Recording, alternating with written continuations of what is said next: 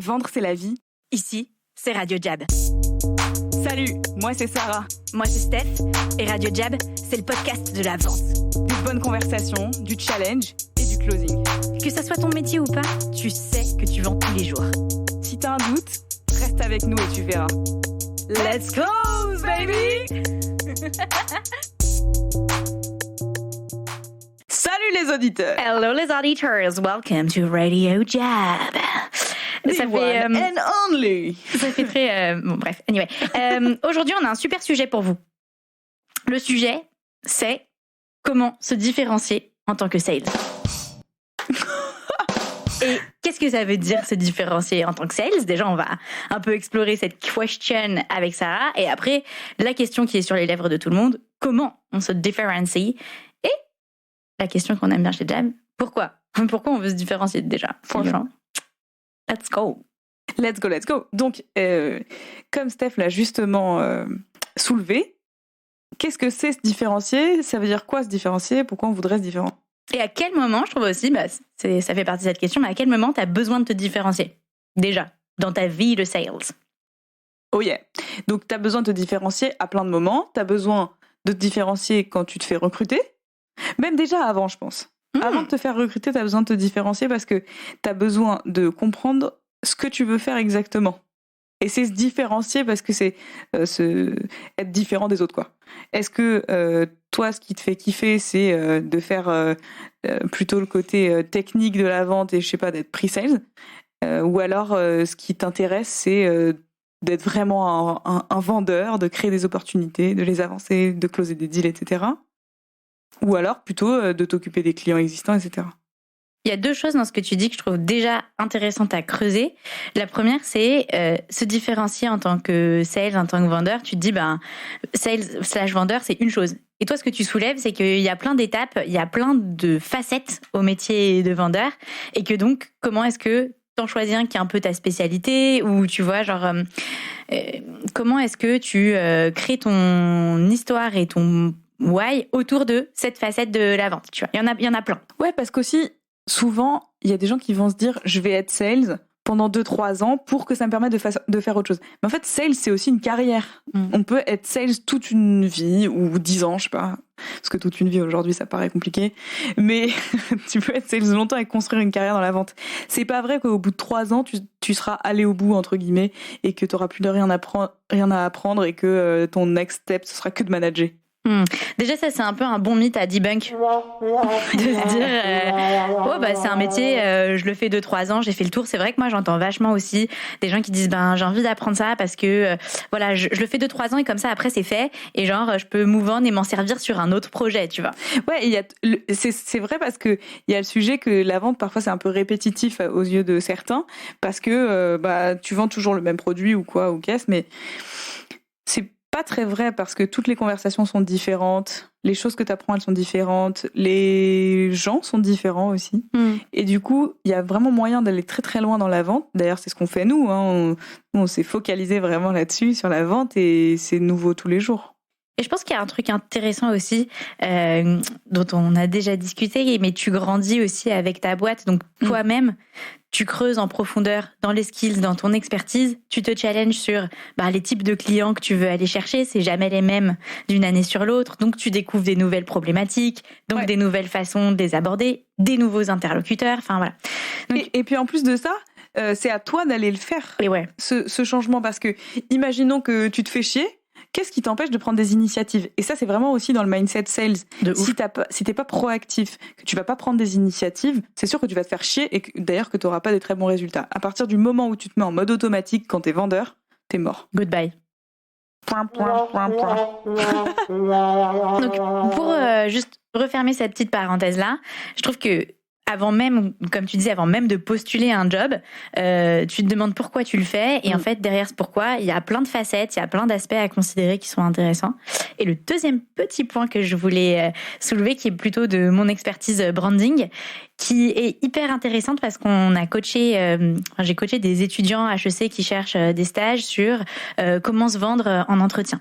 Et donc là, tu touches un peu à cette partie personal brand et elle est hyper importante et trop peu travaillé, surtout des étudiants d'HEC, tu vois, donc qui sont quand même dans la meilleure école et même là tu te rends compte, c'est normal, ils sont encore étudiants, mais ils n'ont pas vraiment eu de cours là-dessus sur pourquoi. Ils ont eu des cours de personal branding, se raconter, etc., mais pas en se posant cette question-là, mais pourquoi je veux faire ce métier. Donc c'est hyper important avant même de postuler aux offres, de considérer des boîtes, de considérer des job descriptions. En fait, ça commence par faire le travail sur soi et c'est comme ça que tu te différencies. Donc après, c'est postuler. Une fois que tu veux chercher un job, que tu postules pour des jobs, c'est quoi ta story en fait? Est-ce que ton histoire, c'est de dire voilà, j'ai plein de skills, j'ai accumulé plein de compétences, je suis gros hacker, je suis email sender, je suis expert AdWords, je sais pas quoi, et t'as vraiment accumulé plein de petites compétences qui sont un peu trendy, un peu en vogue? Ou alors ton histoire, c'est plutôt de dire moi je maîtrise les choses fondamentales, j'ai des bons résultats et j'ai envie de m'améliorer et d'approfondir ça. D'approfondir plutôt ces choses-là. J'aimerais qu'on creuse un peu qu'est-ce que tu entends par les choses fondamentales. Qu'est-ce que c'est les fondamentaux? Donc, c'est intéressant parce que hier, donc, on faisait un événement avec plein de sales et on posait cette question, c'est quoi les fondamentaux de la vente? Donc, il y a plein de gens qui répondaient, la négo, le prix... poser des questions, écouter. Écouter, il y a eu beaucoup. Ouais. Et en fait, c'est marrant parce que du coup, personne ne sait ce que c'est les fondamentaux de la vente. Et tout le monde est un peu perdu, quoi. Ouais. Tout le monde va dire des trucs un peu différents, écouter, machin, mais écouter, est-ce que c'est vendre? Bon, en partie, mais c'est une petite partie. Et il y a un bon truc pour résumer ça, c'est quand t'es vendeur, tu dois faire seulement 2 choses. C'est créer des opportunités et faire avancer des opportunités. Faire aboutir des opportunités. Et tu peux te poser la question de si t'es pas en train de faire une de ces 2 choses, qu'est-ce que t'es en train de faire? Ouais. Parce que si tu regardes ton quotidien de vendeur, en fait, t'es souvent en train de faire autre chose que ça. Et donc pas vraiment de vendre. Et du coup, il y a un peu cette opposition entre vouloir faire plein de trucs nouveaux parce que tu cherches à avoir des résultats et qu'il y a plein de nouveaux outils et plein de choses qui peuvent te permettre d'avoir des résultats un petit peu, ou alors ne pas du tout miser là-dessus mais plutôt miser sur ce qui sous-tend créer des opportunités et faire avancer des opportunités. Donc mais par exemple, moi quand je fais des campagnes email gros hacking, franchement je crée des opportunités. Donc oui, tu crées des opportunités. Est-ce que c'est les bonnes? Est-ce que... tu vois? En fait, tu crées des opportunités, mais c'est plutôt que tu crées des... En fait, tu lances des bouteilles à la mer. Quand je dis créer des opportunités, c'est le faire de manière proactive. Ouais. C'est-à-dire, j'ai un résultat, quoi. Parce que quand je vais faire une boucle email, je lance des bouteilles à la mer et ensuite il y a des gens qui me répondent. Mais c'est toujours des gens qui sont intéressés. Et je pense que, et on le disait d'ailleurs hier, la plus grande valeur d'un vendeur, c'est de vendre à des gens qui ne sont pas intéressés. C'est d'aller chercher des gens qui n'auraient pas acheté sinon. Parce que sinon, en fait, à terme, tu peux être remplacé par un bot. Aujourd'hui, tu écris des jolis emails, etc. Mais en vrai, demain, il y aura une intelligence artificielle qui écrira un email ultra personnalisé, etc. Mais aujourd'hui, déjà, t'es dirigeant, tu reçois des mails, ça s'appelle du spam. Enfin, toi, quand tu reçois, comment tu réagis quand tu reçois un mail? Hyper mal, d'autant que souvent je reçois des mails de gens qui se trompent total, qui pensent que je suis en Espagne. Non mais ça arrive hyper souvent. Sérieux, déjà c'est chiant quand t'en reçois. En plus, le truc le plus marrant, c'est quand tu reçois des messages LinkedIn et que moi j'ai une petite guillemette, c'est en emoji avant mon nom sur LinkedIn, et donc du coup il y a ça qui ressort dans le truc. Ouais. Tu te dis ok super, et parfois en plus ils se trompent, donc bon bref. Mais oui, moi je lis même pas. Je suis genre clac spam. Voilà. Je n'ouvre même pas le truc. T'as beau traquer ton taux de réponse, ton taux de clic, ton machin. En vrai, les opportunités que tu crées, c'est des trucs où les gens ils t'auraient contacté anyways à un moment. Et je trouve qu'il y a un truc intéressant là-dessus qui fait écho à la première partie. On se disait, le travail, il se fait en amont, cette différenciation, elle se fait même en amont de l'action. Tu l'as bien dit, c'est genre, qu'est-ce qu'une opportunité? C'est des gens que tu as choisis, des opportunités que tu veux saisir. Et ça se fait avant même de te mettre en action pour aller la décrocher, quoi. C'est pas de lancer 100 000 mails, c'est de se dire peut-être j'ai une liste plus petite de gens avec qui je vais vraiment me battre pour essayer de les rencontrer, quoi. Et du coup, comme tu disais, c'est pas des gens que tu as forcément identifiés comme ayant besoin de ta solution, mais toi, tu sais que t'as de la valeur à les créer. Ils t'attendent pas, quoi. Ouais, tu sais qu'il y a des problèmes potentiellement. Ils ont pas forcément un besoin, mais tout le monde a des problèmes. What's the difference? C'est un bon fondamental, ça aussi. Connaître la différence entre un besoin et un problème. Donc, besoin, c'est quelque chose qui a été identifié, qui a été délimité, et souvent c'est lié à un budget. Et un problème, c'est pas forcément conscient, c'est pas forcément bien défini, mais la valeur, c'est d'aider à définir à quoi ressemble ce problème, à le délimiter, à comprendre combien ça coûte. Et quand on parle de vente de valeur, on parle de ça, aller chercher ces problèmes-là. Et justement, quand on parle de vendre à des gens qui n'ont pas de besoin, c'est aller comprendre quelles sont les problématiques pour construire le besoin ensemble, en fait. Construire ce qui pourrait ressembler à un besoin. Et du coup, mettre en capacité la personne que j'ai en face d'investir. Au lieu de juste avoir défini un budget en amont et le donner, quoi. Et alors là, autre question, différence entre investir et dépenser / budget, etc. Bah, par exemple, toi, t'as un budget bouffe dans ton mois.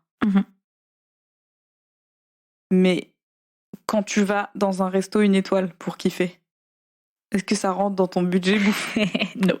Voilà. Mais tu fais l'investissement parce que t'as un vrai enjeu. T'as une expérience, quoi. Une expérience, t'as vraiment envie.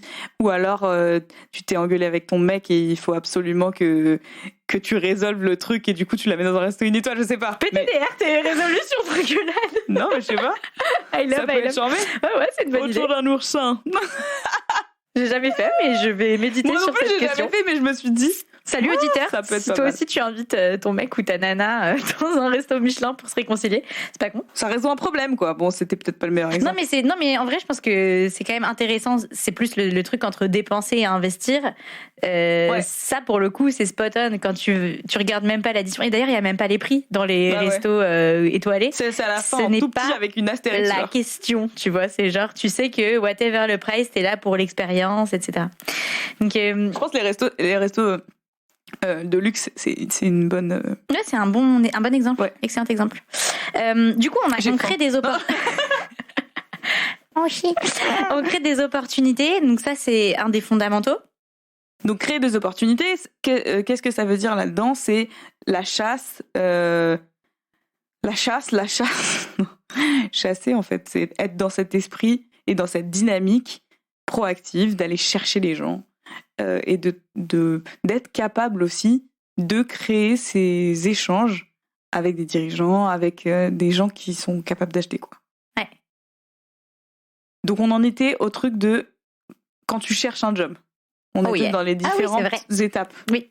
Donc avant de chercher un job, quand tu décides ce que tu veux faire, quand tu cherches un job, et après quand tu es dans ton job et que tu veux t'améliorer et que tu veux avancer. Je lève le doigt parce que c'est intéressant. Chasser quand tu cherches un job, si je reboucle un peu les deux, ça veut dire Inception. Être hyper intentionnel sur où tu veux bosser et postuler même quand il n'y a pas d'annonce de job, par exemple. Bah oui. T'es là, t'es sales, tu vois cette boîte, tu kiffes, tu veux leur apporter de la valeur, t'appelles le dirigeant, tu postules. Ça marche. Ok. Donc on a à peu près les grandes lignes de quand est-ce que c'est important de se différencier, quoi. Yes. Et après, une fois que je suis dans mon job, se différencier face au client. Which is very important. Very important. Parce que aujourd'hui, tous les sales font la même chose et du coup, les gens, ils en ont marre. Ouais. Et il y a une vraie polarisation entre les vendeurs qui vendent des commodités et les vendeurs qui vendent de la valeur. Donc, une commodité, c'est quoi les exemples des commodités qu'on a? L'eau.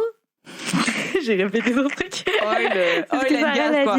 En gros, c'est quand on parle d'une commodité en économie, c'est souvent les choses, enfin les produits ou les choses dont le prix est lié à une valeur de matière première, par exemple.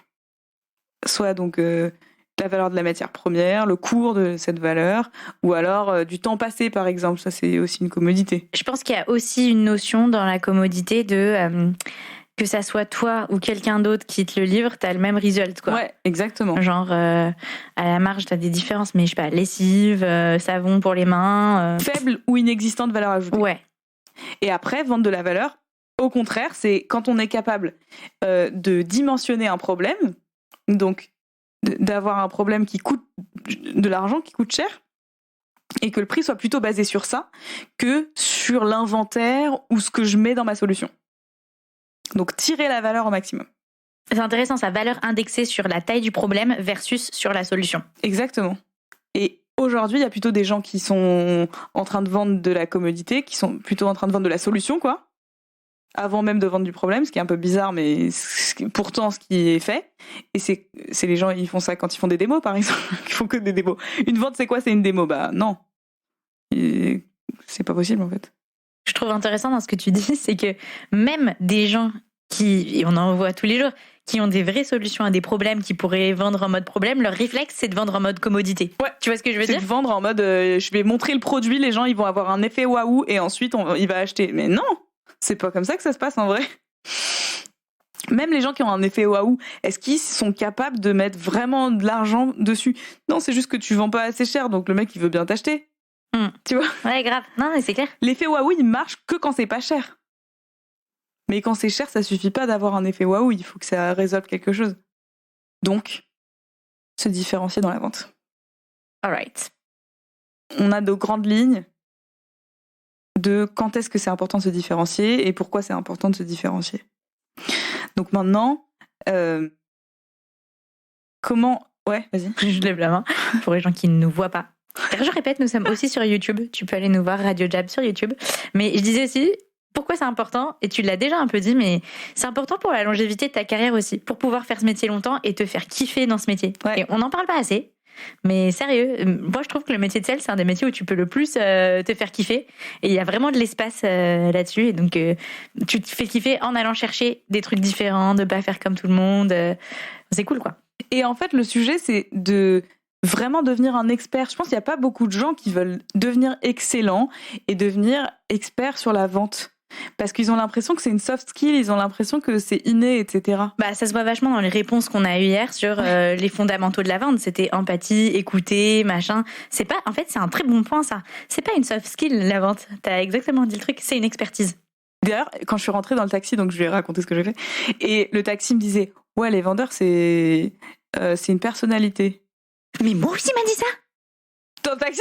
Ouais. Alors, il m'a dit, mais absurde. Il m'a dit un truc encore plus PTDR. Il m'a dit qu'il fallait avoir un bon faciès, quoi. Tu vois, genre. Moi, il m'a dit, qu'est-ce qu'il m'a dit, le gars? Il m'a dit, ouais, faut être psychologue parce que si tu comprends pas comment les gens y pensent, tu peux pas les retourner. J'étais là, Oh, wow.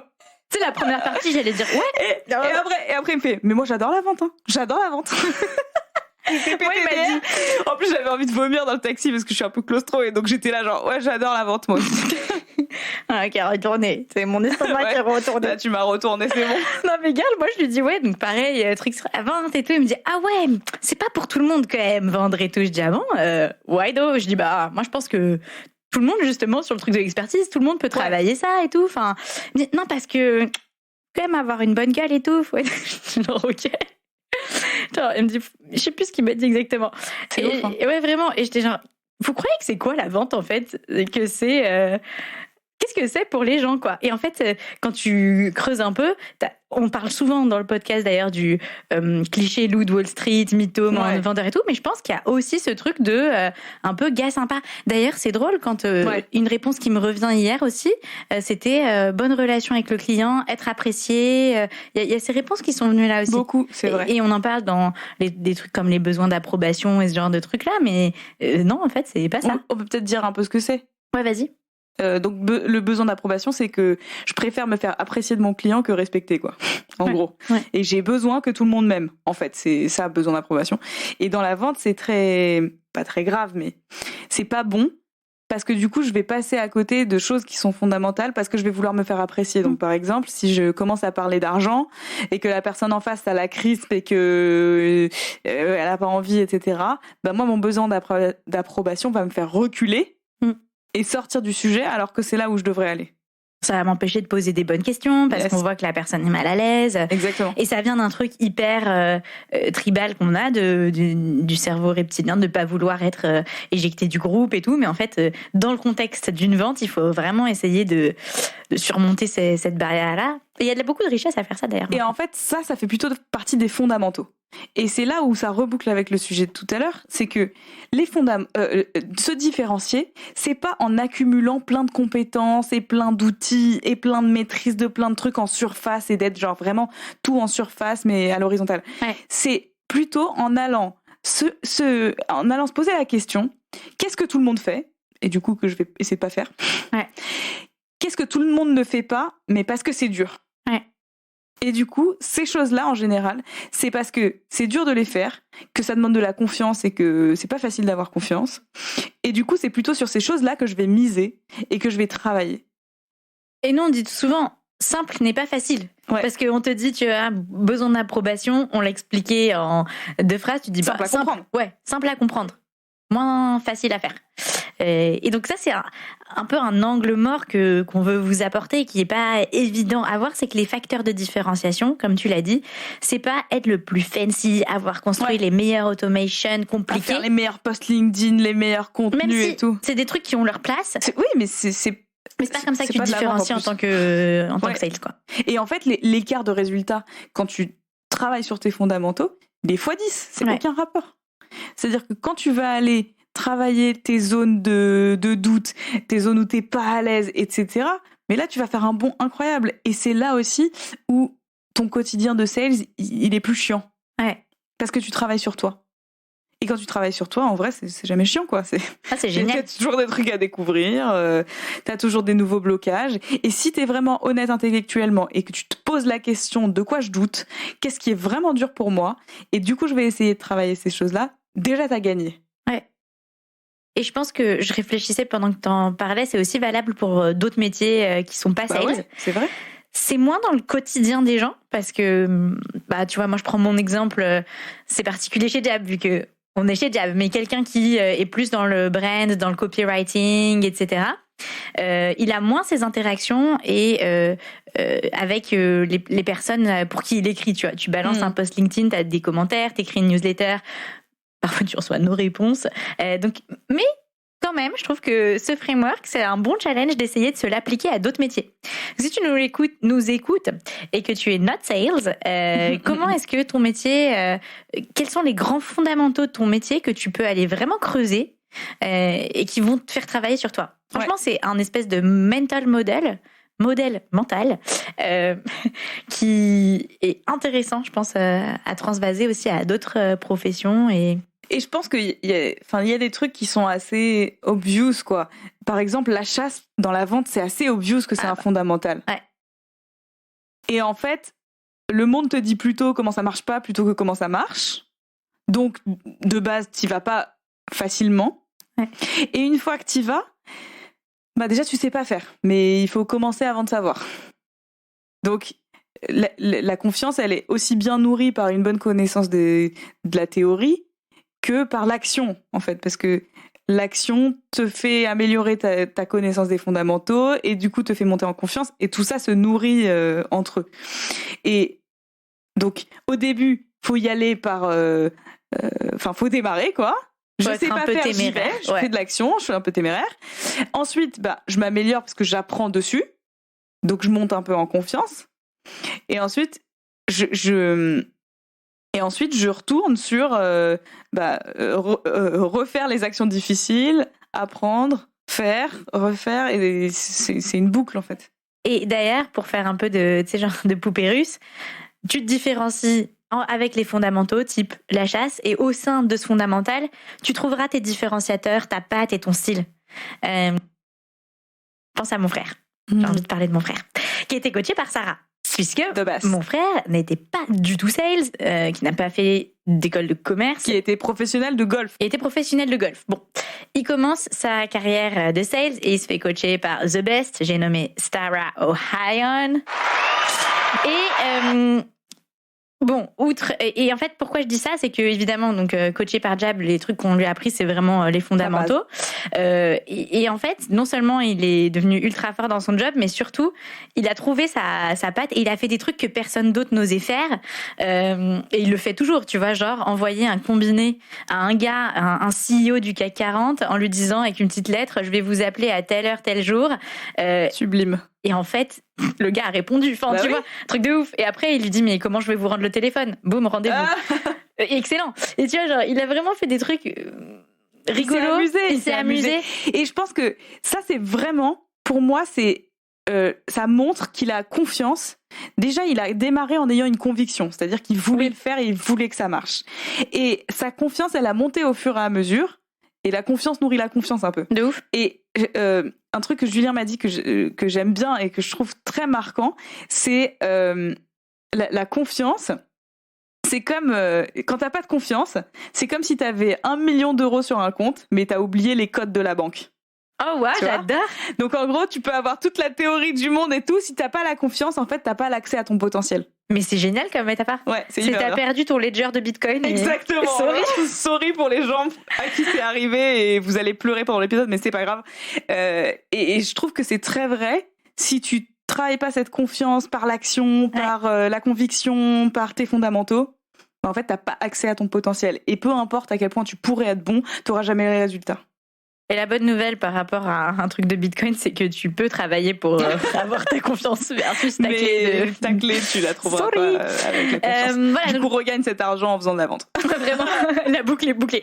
Donc voilà, je trouve que c'était intéressant ce que tu disais. Je sais plus d'où est partie cette digression, donc recentre-nous un peu, mais je voulais parler de ce truc. Et oui, donc sur la confiance, la travailler. Et le métier de la vente, je le redis, même si on l'a dit, il est ultra intéressant parce qu'il te permet autant de travailler une expertise que de travailler sur toi-même. Ouais. Bah oui. Il y a peu de métiers qui offrent ça. Bon, anyway, continuons. Donc on disait, premier fondamentaux, la chasse, créer ces opportunités d'avoir des conversations avec des gens de haut niveau. Et surtout avec des gens qui ne voulaient pas t'acheter à la base. Enfin, ou qui sont indifférents, qui savent pas, etc. Deuxième chose, avoir ces conversations avec des dirigeants, se sentir légitime de challenger ces personnes-là, arriver à apporter de la valeur pendant la conversation. Donc ça, c'est le deuxième fondamental. Parce que souvent, pourquoi les gens vendent des commodités et font des démos, c'est qu'ils savent pas comment apporter de la valeur dans une conversation. Donc ils se disent, je vais faire le plus vite possible, je vais tracer pour pas leur faire perdre leur temps. Ce qui est logique, ce qui est plutôt une bonne intention en soi. Mais est-ce la bonne? Mais c'est pas la bonne, vraiment. Parce que si tu arrives à apporter de la valeur dans la conversation même, sans parler de ton produit, sans parler de la solution, c'est là où tu vas gagner les gens vraiment, où tu vas gagner le cœur des gens et où tu vas gagner des dirigeants, parce que un dirigeant, son job en gros, c'est d'attraper les bonnes opportunités pour générer de la croissance, quoi. Et donc si tu arrives à vraiment bien challenger un dirigeant, c'est-à-dire quand on dit challenger, c'est par exemple lui faire réaliser quelque chose, lui faire voir un truc sous un nouvel angle, un truc qu'il n'aurait pas calculé avant. Et ça se fait quand tu as une bonne posture d'expert et que tu arrives à bien poser les questions. C'est pas juste genre je vais poser des questions. Ouais, ma petite checklist du rendez-vous. Tout le monde te dit il faut poser des questions. Tout le monde sait qu'il faut poser des questions, mais ça veut dire quoi vraiment poser des questions? Et j'ajoute aussi, parce qu'on parlait d'écouter et tout ça, d'écouter la réponse. Tu sais, genre, poser les questions, donc tout le monde peut dire, alors, il faut faire les 5 pourquoi, et machin, mais tes pourquoi, ils vont être différents en fonction de si t'as bien écouté la question. Moi, j'aime bien quand toi, tu racontes un peu tes rendez-vous et que tu vas chercher les incohérences, par exemple. Ouais. Aller chercher les trucs où tu dis, tu viens de me dire ça, mais en fait, il y a 2 secondes, t'as dit ça, genre, problème, non? Et vraiment d'être à l'affût de ça. Ouais. Et on sort un peu du truc, comme on disait tout à l'heure, empathie, écoute, machin, de se dire, oui, il faut ça. Mais en fait, ce que tu vas vraiment aller chercher, c'est la petite bête. Et je disais à mes clients l'autre jour, state the obvious. Ça veut dire, essaye d'aller même dans des choses qui sont très banales. Je sais pas comment on peut dire state the obvious, mais énonce l'évidence. Ouais, énonce l'évidence. Donc par exemple, moi, je vais dire à un prospect, c'est quoi le closing pour toi? Il va me dire, non mais je veux dire le closing, c'est logique quoi. Tu vois, ta tête est priceless. Non, je veux dire, closing, c'est le closing, quoi. Je fais, oui, c'est quoi le closing? C'est, t'envoies voilà, t'as fait un rendez-vous, t'envoies une propale, et puis, voilà. Et voilà, quoi. Je sais pas, t'envoies une propale, t'attends qu'ils te répondent. Donc, closing, c'est attendre qu'ils te répondent, c'est ça? Non, c'est aller au bout du process de vente. Mais donc c'est quoi? Ouais. Bah je sais pas. Ouais. Et en fait, les gens, ne serait-ce qu'en leur faisant réaliser qu'ils ne savent pas ce que c'est le closing pour eux, ils savent pas comment agir sur ce closing, déjà on leur apporte de la valeur. Donc imagine-toi, qui nous écoute, comment ça peut se traduire pour toi, quoi. Pour moi, c'est lui demander ce que c'est le closing, c'est très obvious. Qu'est-ce que c'est pour toi? Et tu peux l'appliquer à tous les métiers. Moi, je pense, par exemple, point de vue brand des marques, hyper marrant parce que je faisais un coaching à un dirigeant sur sa marque et tout. Et il galérait de ouf à sortir du produit. Et des features, c'est des trucs comme Normal. Ça. Donc, j'ai redit, mais qu'est-ce que c'est X? Et on est revenu, je dis, ok, maintenant, je ne connais rien à ta boîte, je ne connais rien à ce que tu fais. Tu fais quoi, en fait, si tu dois pas me parler de ton produit? Et donc, c'était exactement la même situation que ce que tu viens de décrire, où c'était genre, mais du coup, c'est quoi? Ouais. Mais du coup, ça fait quoi? Et en fait, c'est hyper rigolo, comme tu dis, de state the obvious, d'énoncer les trucs, ou de faire réénoncer les trucs qui semblent évidents. Faire réénoncer, ouais. En fait, c'est là où tu touches les meilleures réponses. Les meilleurs manques de réponses, en fait, souvent, plutôt. Oui. Mais voilà. Et ça, c'est intéressant. Et en tout cas, du coup, ça fait réfléchir. De se dire que se différencier dans ton process, enfin, dans ta conversation de vente ou d'autres choses, c'est de faire émerger les manques de réponses. Je trouve ça, c'est le truc le plus intéressant. En fait, moi, franchement, quand j'ai quelqu'un qui me dit je sais pas, je suis trop contente. Bingo, je me dis j'ai réussi. Ah, tu te dis c'est trop bien. Et après, je l'aide à définir ou à trouver des réponses, des ébauches de réponses. Ouais. Et là, on apporte vraiment de la valeur. Donc, je pense qu'il faut se focaliser là-dessus. T'es trop mignonne avec tes lunettes. I'm very nerdy avec mes lunettes. J'adore. En fait, je suis vraiment dans une bulle avec mes lunettes, c'est un truc de ouf. Ah, c'est alter ego lunettes. Attends, je mets les miennes. Donc, et enfin, pour finir cette histoire, le troisième fondamental, entre guillemets, c'est faire aboutir ces opportunités-là et faire passer à l'action l'interlocuteur avec qui je suis. Donc, closing. Et parce qu'en fait, c'est aussi faire aboutir ces opportunités, c'est aussi vendre le changement et faire passer les gens à l'action pour qu'ils changent. Et ça, c'est vraiment dur. Hier, je pose la question dans l'assemblée, pour faire une dépense à plus de 10 000 euros, qui a besoin de temps pour réfléchir? Là, je commence à avoir des mains se lever. Mais so timide. Et j'étais là, arrêtez d'être menteur. je levais la main comme ça et je regarde, je fais, il y a 2 mains sur une salle de genre 50 personnes. Et là, tout le monde lève la main. Pourquoi les gens, ils ont pas voulu lever la main? C'était tout timide. Mais parce qu'ils savaient que lever la main, c'était un aveu de faiblesse. Parce que, en fait, c'est dur de changer. Pour prendre des décisions qui sont importantes, donc pour nous, à notre échelle, je sais pas, dépenser 10 000 euros, pour un décideur, dépenser peut-être 100, tu vois. Moi, je galère à acheter une machine à laver, si tu veux, donc... Bah oui, mais c'est ça. Et un vendeur qui va t'aider à acheter la bonne machine à laver, à te poser les bonnes questions et à passer ta carte dans le terminal, bah c'est quelqu'un qui a vraiment de la valeur pour toi. Ah, c'est priceless. Et c'est drôle que tu te dis ça parce que, en plus, ce matin, dans une vidéo de formation au copywriting, j'avais c'est exactement cet exemple-là qui était cité de t'arrives chez Darty. Ah oui. Le gars, je me tapais une barre immense parce que littéralement, pour vous qui nous écoutez, c'est ma life en ce moment, d'accord? Je dois acheter un lave-linge et franchement, je suis dans un océan de peine et je vais aller chez Darty parce que j'arrive sur les sites internet. En effet, je comprends rien. Il me dit Wi-Fi. Pourquoi j'ai besoin de Wi-Fi sur ma machine à laver? Personne ne sait.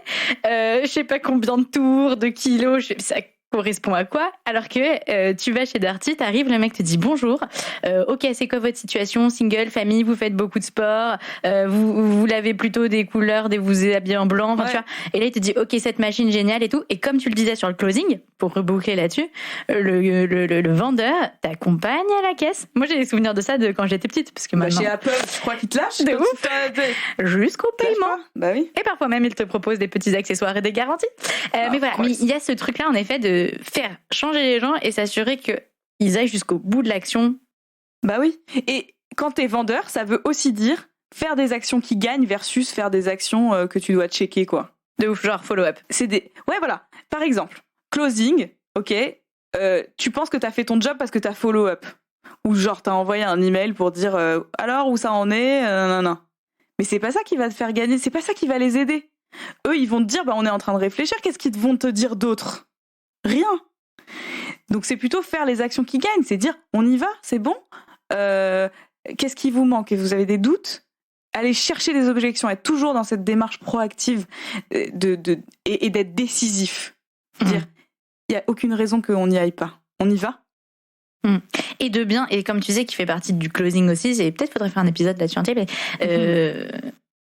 de s'assurer que quand quelqu'un te dit non, c'est parce qu'il a encore des doutes ou des trucs, et donc ton job c'est de aller chercher ça et tout.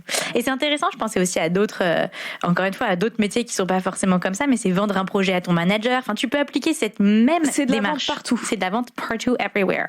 Et on en fait tout le temps, dans toutes les journées. Tu peux te repasser ta journée en rewind. Tu t'as fait de la vente à un moment. C'est bien comme exo ça. I like it. C'est vrai. C'est vrai. All right. Donc, pour résumer, se différencier, c'est se baser sur des fondamentaux très forts qui nourrissent une confiance forte, et ça s'alimente par l'action. Les 3 fondamentaux, c'est démarrer des conversations avec des décideurs, chasser, faire ces conversations avec les décideurs, apporter de la valeur, savoir challenger un décideur, et enfin, conclure ces opportunités-là, faire passer les gens à l'action. Excellent. Saccadé. Canon. Je pense que si tu fais tout ça, comme ne dirait pas Aurel San, c'est pas basique. Trop bien. Qu'est-ce qu'on a envie de dire aux auditeurs pour clôturer cet épisode ? J'ai envie de te dire, cher auditeur, essaye de regarder un peu tes zones d'ombre, essaye de regarder les choses sur lesquelles tu doutes et les choses que tu ne fais pas, mais pas parce que tu penses que ça marche pas et que t'as plein de bonnes excuses, mais plutôt parce que t'es pas à l'aise de les faire, et travaille ça. Parce que t'as peur. Allez, merci les auditeurs. À la semaine pro sur Radio Jab. Ciao, merci Steph. Merci Sarah. Clap de fin pour cette émission. Et avant de te retrouver dans le prochain Radio Jab, j'ai un truc à te demander. Tu vas partager cet épisode avec 2 personnes. La première, parce que tu penses que ça peut l'aider. La deuxième, parce que tu penses qu'on devrait la recruter. Chez Jab, on est tout le temps à la recherche de nouveaux talents. Alors si tu connais quelqu'un qui veut travailler dans un environnement aussi stimulant et exigeant que le BCG, mais avec le swag de Nike et de Travis Scott, tu nous l'envoies. Quand t'as fini tout ça, tu nous mets 5 étoiles sur Apple Podcast, et moi je te dis à la prochaine sur Radio Jab.